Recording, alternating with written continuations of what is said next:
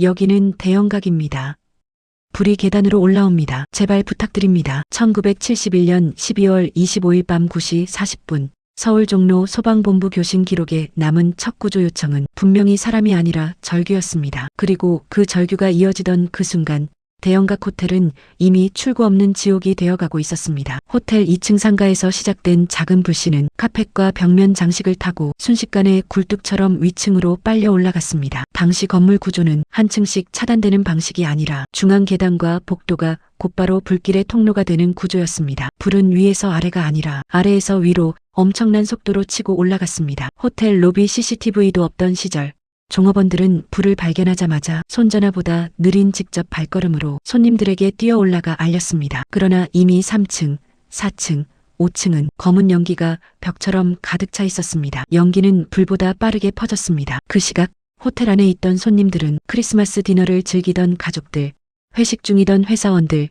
휴가를 맞아 서울로 온 여행객들까지 각자의 이유로 그곳에 있었습니다. 누구도 예상하지 못했습니다. 이날이 마지막이 될 것이라는 걸 8층에서 묵던 한 일본인 투숙객은 호텔 직원에게 물었습니다. 왜 비상구가 잠겨 있습니까? 그러나 대답할 수 있는 사람은 이미 연기 속으로 사라지고 있었습니다. 한편 거리에서는 크리스마스 트리를 보러 나온 시민들이 하늘을 찌르는 붉은 빛을 보고 발걸음을 멈췄습니다. 불이야. 순식간에 비명이 퍼지고 소방차들이 연기를 가르며 도착했지만 첫 번째 사다리차가 펼쳐진 높이는 건물 10층에도 닿지 못했습니다. 호텔 벽면 창가에는 연기와 열기에 갇힌 사람들이 불빛이 비치는 방향으로 손을 흔들고 있었습니다. 누군가는 수건을 흔들고 누군가는 창틀에 매달려 있었고 누군가는 더 이상 견딜 수 없어 오열하던 얼굴로 창문을 두드렸습니다. 그 모습을 올려다보는 소방대원의 목소리가 기록에 남아 있습니다. 올라갈 수가 없습니다.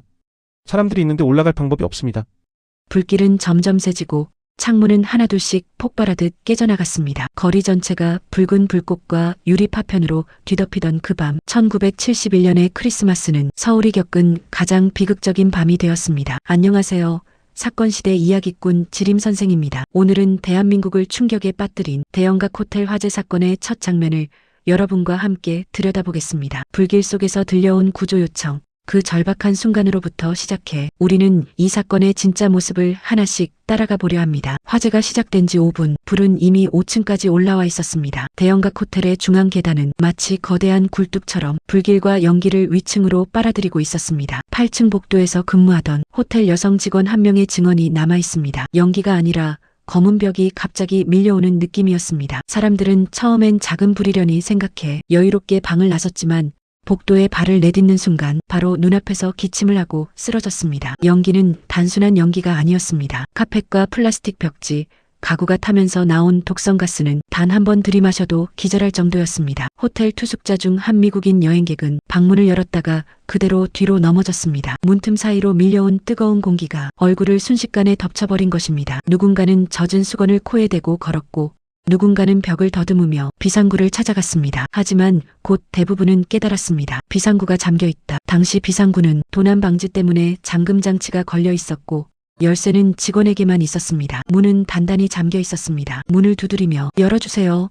열어주세요. 라는 외침이 복도에 울려 퍼졌지만 문은 끝끝내 움직이지 않았습니다. 몇몇 사람들은 용기를 내고 계단으로 내려가려 했습니다. 하지만 계단은 이미 불길의 통로가 되어 있었습니다. 계단 손잡이는 뜨겁게 달궈져 손이 닿는 즉시 화상을 입을 정도였고 아래층에서 올라오는 불길은 사람을 거의 삼켜버릴 듯 밀려왔습니다. 소방 기록에는 이렇게 적혀 있습니다. 계단은 이미 진입 불가능한 수준, 오로지 창문 또는 옥상으로 이동만 가능. 하지만 옥상으로 가는 문마저 담배 냄새에 취한 채 잠들어 있던 직원이 열쇠를 가지고 있었고 그 직원은 이미 연기 속에서 발견되지 않았습니다. 그 순간 호텔 내부 사람들은 전부 깨달았습니다. 어떤 투숙객은 서랍장을 밀어 문 앞에 쌓아두며 연기를 막아보려 했습니다. 어떤 이는 발코니로 나가 난간을 잡고 아래를 내려다보았습니다. 하지만 바람은 뜨겁고 바닥은 너무 멀었습니다. 방 안에서는 전화 교환실로 마지막 통화가 이어졌습니다. 혹시 구조가 올까요? 여기 너무 뜨겁습니다. 창문이 녹고 있어요. 교환원이 떨리는 목소리로 대답했습니다. 제발 조금만 버티세요. 소방대가 올라가고 있어요. 그러나 그녀도 알고 있었습니다. 그 소방대가 결코 그곳까지 도달할 수 없다는 사실을. 호텔의 상층부는 이미 불빛으로 점령되고 창문은 하나둘씩 깨져나갔습니다. 창문 너머로 내다보는 사람들의 얼굴은 더 이상 도망칠 곳이 없는 절망과 마지막 희망이 뒤섞인 표정이었습니다. 모든 이들이 지금 선택지를 잃어가는 순간이었습니다. 계단은 지옥처럼 막혔고 비상구는 잠겨 있었고 창문 밖에는 세상에서 가장 깊고 차가운 겨울밤이 펼쳐져 있었습니다. 그리고 불은 여전히 위층으로 거침없이 치고 올라가고 있었습니다. 불길은 이미 호텔의 대부분을 삼키고 있었다. 연기는 층과 층을 가리지 않고 모든 복도와 계단을 장악했고 방 안에 남아있던 투숙객들은 하나둘씩 창문으로 몰려갔다. 창문은 더 이상 단순한 출구가 아니라 살 수 있는 마지막 공간처럼 느껴지는 좁은 틈이었다. 창가에 선 사람들은 서로를 바라보았다. 말이 필요 없었다. 누군가는 손수건을 흔들었고 누군가는 아래를 내려다보며 한참 동안 숨을 골랐다. 지상에서 올라오는 사이렌 소리가 희미하게 들렸지만 그 소리는 희망이라기보다 더 큰 공포를 불러왔다. 여기까지 올라올 수 없다는 걸 모두 알고 있었기 때문이다. 호텔 10층에 있던 한 부부는 창문을 열어 바깥 공기를 마셨다. 연기 속에서 마지막으로 마실 수 있는 공기였다. 그러나 그 차가운 겨울 공기조차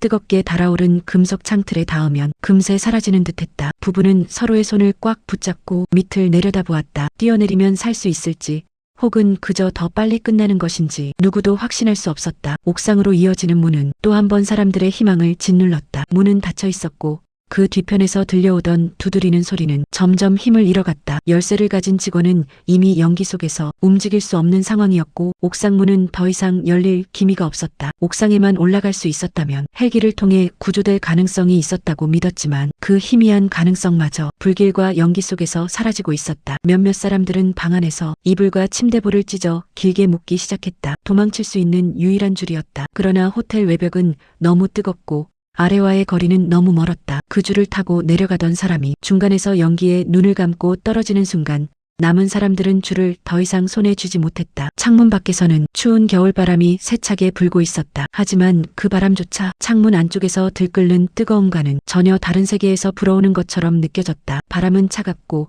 방 안은 지옥처럼 뜨거웠고 그 둘 사이의 좁은 틈에 사람들의 마지막 희망이 걸려 있었다. 창가에서 서성이는 한 청년은 손을 창틀에 올려놓고 오래된 하늘을 바라보았다. 이 서울의 겨울 하늘은 오늘따라 유난히 깨끗해 보였다. 청년은 그 하늘을 향해 손을 뻗었다. 그러나 손끝이 닿는 것은 살을 태우는 뜨거운 공기뿐이었다. 그 순간 청년의 입술이 움직였다. 누군가의 이름이었다. 아마도 가족이었을 것이다. 불길은 더 이상 멈출 기미가 없었다. 창문은 폭발하듯 깨져나가고 유리 파편은 불빛을 받아 반짝이며 거리 아래로 흩어졌다. 창문 앞에 선 사람들은 더 이상 선택지를 찾지 않았다. 그들에게 남은 것은 시간이 아니라 결심이었다. 어둠 속에서, 연기 속에서 사람들은 그렇게 마지막 선택 앞에 서 있었다. 불길은 계속 위로 치솟고 있었고 창문 밖은 끝이 보이지 않는 겨울밤으로 이어져 있었다. 그리고 그 밤 대형각 호텔의 비극은 더 깊은 그림자를 드리우기 시작했다.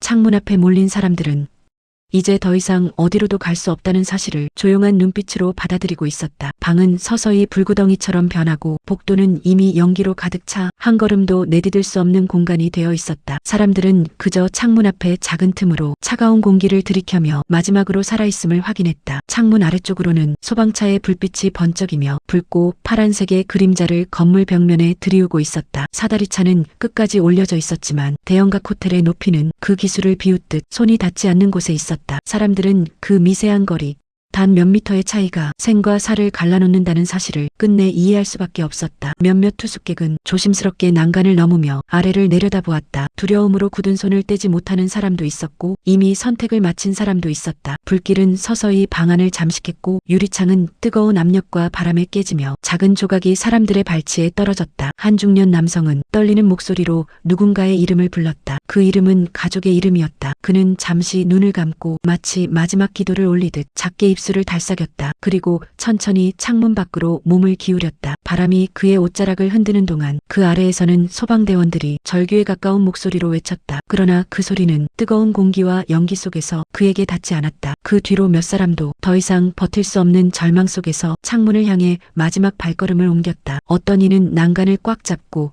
오래 머뭇거리다가 복도 쪽에서 들려오는 폭발음에 놀라 반사적으로 몸을 던지기도 했다. 어떤 이는 서로의 손을 잡고 떨리는 발걸음으로 함께 창문 앞에 섰다. 차가운 겨울밤이 그들의 얼굴을 스쳤고 그 바람은 그들에게 마지막으로 느낄 수 있는 세상의 온도였다. 창문 근처에 남아있던 몇몇 사람들은 젖은 수건을 코에 대고 바닥에 몸을 낮추며 혹시나 구조가 올지 모른다는 희망을 끝까지 놓지 않으려 했다. 하지만 방 안의 온도는 계속 올라가고 벽면은 붉게 변해갔으며 천장에서 떨어지는 불덩이는 차례로 바닥에 쏟아지고 있었다. 희망은 연기처럼 점점 사라지고 그 자리를 절망이 채워갔다. 길 건너편에서 이 모습을 지켜보던 시민들은 손으로 입을 막은 채 움직일 수조차 없었다. 누군가는 두 무릎을 꿇고 울부짖었고 누군가는 눈을 돌리지 못한 채 그 순간을 기억 속에 온전히 받아들였다. 거리에서는 반복적으로 왜 올라갈 수 없냐는 울부짖음과 저 사람들 좀이라는 흐느낌이 섞였다. 그러나 아무도 그 상황을 바꿀 힘을 갖고 있지 않았다. 건물은 마치 거대한 화염의 탑이 되어 창문마다 붉은 혀가 날카롭게 뻗어나오고 있었다. 창가에 남은 사람들은 더 이상 오래 버틸 수 없다는 것을 알고 있었다. 그들은 모두 각자의 방식으로 마지막 순간을 선택했다. 그 밤 시간은 창문 앞에서 멈춰 있었고 그 멈춘 시간 속에서 사람들의 삶도 조용히 꺼져갔다. 대형각 호텔의 불길은 그 모든 절망을 삼키며 더욱 강하게 타오르고 있었다. 밤은 끝나지 않을 것처럼 길고 어두웠다. 대형각 호텔은 여전히 불길을 내뿜었고 그 주변에는 새벽 바람에 흔들리는 재와 연기가 도시 전체를 덮고 있었다. 소방차는 끊임없이 물을 뿜어 올렸지만 화염은 마치 건물 자체가 타오르는 듯 굳게 자리 잡고 있었다. 새벽 1시가 넘어서야 추가 지원을 받은 소방대원들이 건물 주변에 새로운 진입선을 만들기 시작했다. 하지만 모든 진입로는 이미 불길과 연기로 차단된 상태였다. 이들은 서로 얼굴을 바라보며 말없이 고개를 저었다. 그들의 눈에는 할 수는 없지만 하지 않을 수 없는 싸움에 대한 참담한 현실이 담겨 있었다. 사다리차는 계속해서 최대 높이로 올려졌지만 대형각 호텔의 높이는 당시의 소방장비로는 그 어떤 것도 닿지 못하는 위치에 있었다. 불길은 그 틈을 비웃듯 창 밖으로 거세게 치솟았다. 소방대원들은 그 앞에서 손을 내밀어 보기도 했지만 그 손끝조차 위층에 닿지 않았다. 건물 아래에서는 시민들의 울부짖음이 가득했다. 누군가는 창가에서 떨어져 내린 사람을 보고 두 손으로 얼굴을 감싸며 울부짖었다. 누군가는 소방대원을 붙잡고 한 번만 제발 한 번만 더 올라가 달라며 절규했다. 그러나 소방대원들은 이미 몇 번의 시도로 동료가 화상과 연기에 쓰러진 상황을 누구보다 잘 알고 있었다. 불길은 멈추지 않았다. 그동안 호텔 상층부에서 살아남아 있던 이들의 창문에 더 이상 손이 보이지 않기 시작했다. 한때 절박하게 흔들리던 손수건도 희미하게 보이다가 바람에 삼켜져 사라졌다. 그 사라짐이 의미하는 것을 거리의 시민들은 누구보다 먼저 알아챘다. 그리고 그들은 참지 못했다. 사람들이 저 안에 그 말은 울음 섞인 한숨으로 바뀌었다. 건물 안으로 들어가려던 소방대원들이 몇 차례 시도 끝에 정신을 잃고 밖으로 실려 나왔다. 워낙 뜨거운 동선과 독성가스 때문이었다. 대원들은 산소통을 갈아 끼며 다시 들어가려 했지만 지휘관은 그들의 팔을 붙잡고 고개를 저었다. 그 표정에는 살리고 싶지만 더는 누구도 이룰 수 없다는 절박한 판단이 있었다. 새벽 3시가 되자 불길은 점차 잦아들었지만 그것은 희망의 신호가 아니라 안에 남아있던 모든 것이 이미 사라졌다는 비극의 반증이었다. 건물 벽면에 검게 탄 자국은 불길이 지나간 길을 그대로 남겼고 창문마다 남아있는 잔해들은 사람들의 마지막 순간을 조용히 말하고 있었다. 가까운 골목길 한편에서는 실려 나온 부상자들이 담요에 둘러싸인 채 구급대원들의 손을 잡고 있었다. 그중 몇 명은 연기 때문에 목소리를 내지 못했고 몇 명은 단지 고개를 가로저을 뿐이었다. 그들의 눈에서는 두려움과 충격 그리고 살아남았다는 사실조차 믿기지 않는 표정이 섞여 있었다. 하늘은 서서히 밝아오고 있었다. 새벽 5시의 차가운 공기가 거리 전체를 감싸면서 밤새 불타던 대형각 호텔은 더 이상 불길을 내뿜지 않았지만 건물은 무너져 내린 듯한 침묵에 잠겨 있었다. 그 침묵은 구조하지 못한 죄책감과 당할 수밖에 없었던 현실이 뒤엉킨 조용한 울림이었다. 도시는 그날 새벽 어떤 말로도 설명할 수 없는 비극의 모습을 차갑게 바라보고 있었다. 그리고 누구보다 소방대원들은 그 불가능한 싸움 속에서 자신들이 끝까지 최선을 다했다는 것을 알았지만 살려내지 못한 생명 앞에서 고개를 들 수 없었다. 대형각 호텔의 새벽은 이 도시가 받아들여야 했던 가장 깊은 상처 중 하나였다. 그리고 그 상처는 이제 막 태양이 떠오르는 순간에도 그대로 남아 있었다. 새벽의 불길이 잦아들었지만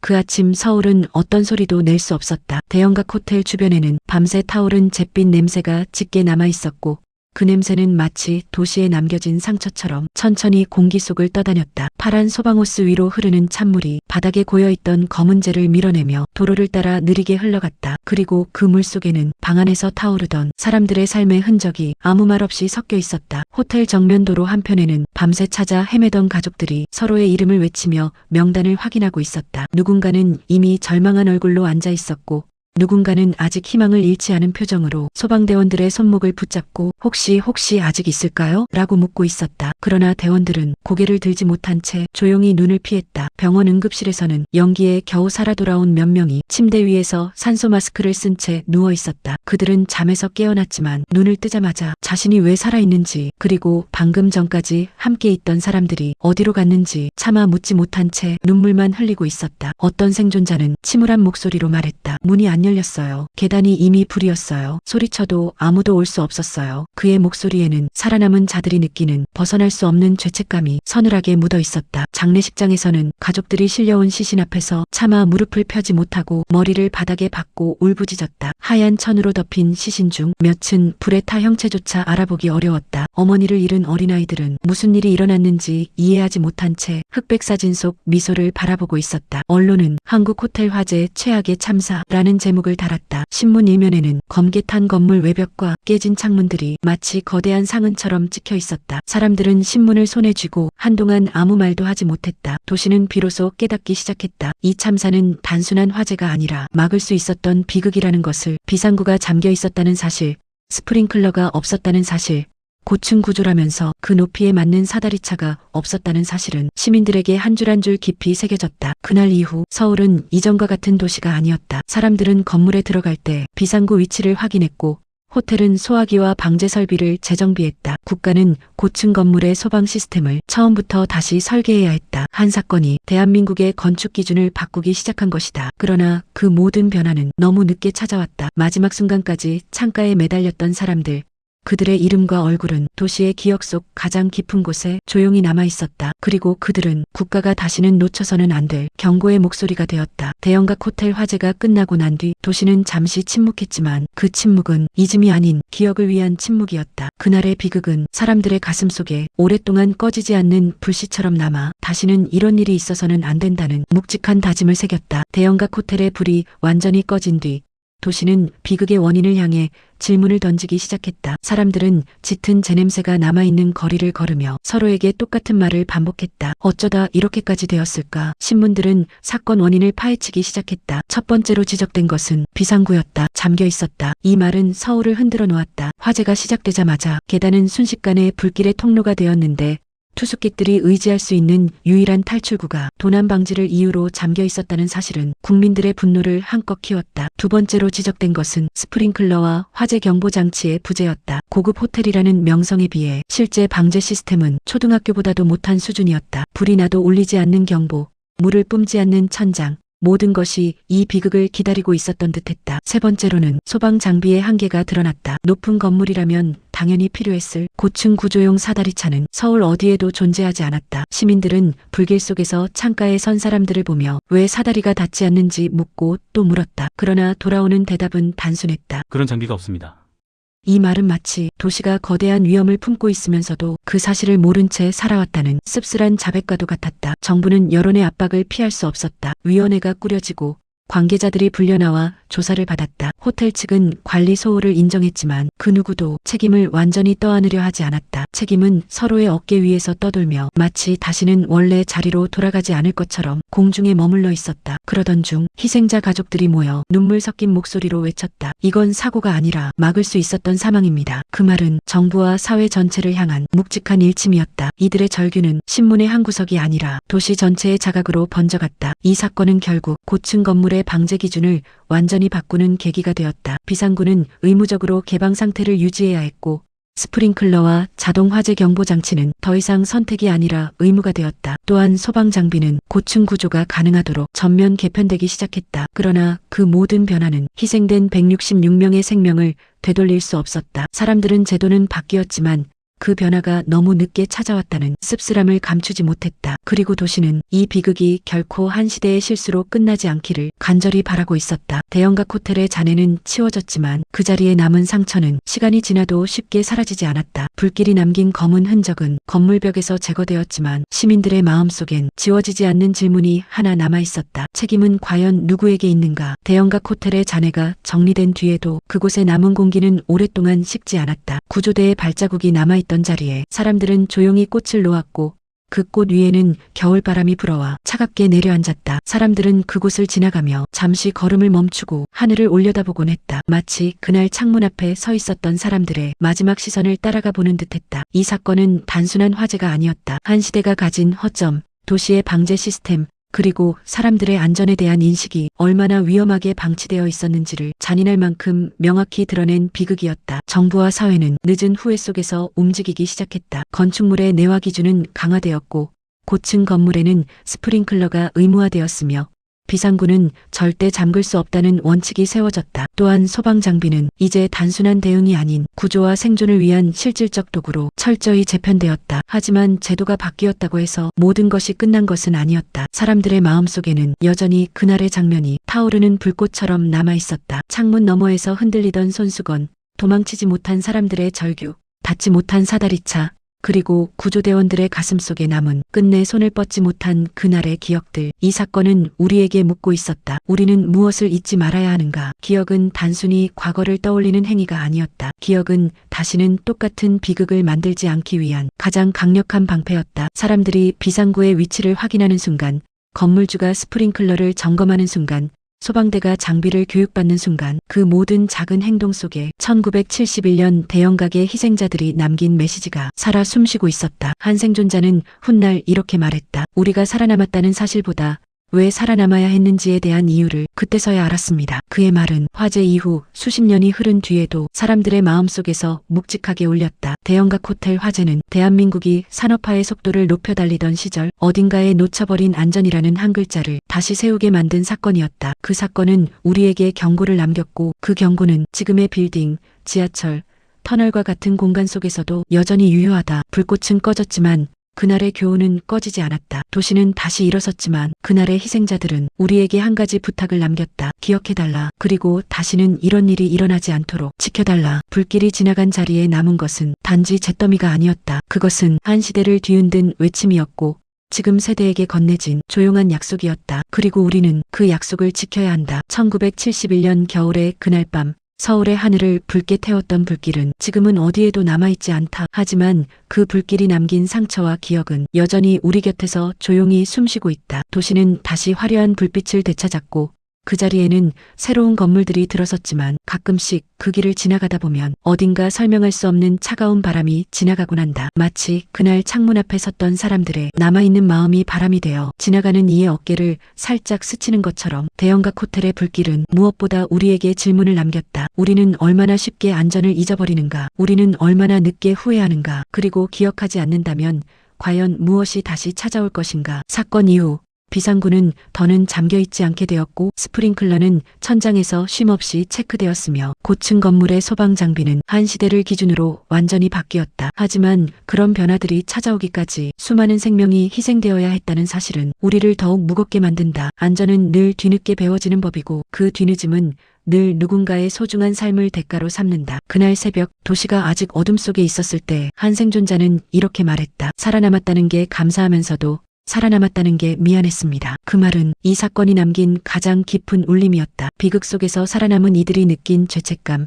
그리고 떠나간 이들이 남긴 미완의 이야기. 그 이야기는 잊혀지지 않아야 한다. 에필로그는 끝맺음이 아니라 기억의 시작이다. 우리가 이 사건을 다시 꺼내어 이야기하는 이유도 그저 과거를 들추기 위함이 아니라 지금 이 시대를 살아가는 우리에게 묵직한 질문을 던지기 위해서다. 이 도시는 얼마나 달라졌는가? 우리는 얼마나 변했는가? 그리고 다시 이런 일이 벌어진다면 우리는 무엇을 할 것인가? 그날의 불빛은 하늘을 태운 뒤 사라졌지만 그 불빛이 남긴 교훈은 우리가 지켜야 할 약속으로 남아있다. 창문 앞에서 마지막으로 손을 흔들던 사람들, 연기 속에서 구조를 기다리던 이들, 끝까지 돌아오지 못했던 이들의 이름이 우리의 삶 속에서 조용히 빛나기를 바란다. 그리고 우리가 살아가며 맞닥뜨리는 수많은 선택 속에서 그들의 목소리가 이렇게 속삭이기를 바란다. 기억해줘. 그리고 지켜줘. 불길은 꺼졌지만 이 비극은 결코 끝난 이야기가 아니다. 기억하는 한 그날의 약속은 계속된다. 그리고 그 기억이 오늘의 안전을 만들고 내일의 생명을 지킬 것이다. 이것이 1971년 대형각 호텔 화재가 우리에게 남긴 마지막 메시지다. 지금까지 사건 시대 이야기꾼 지림 선생이었습니다.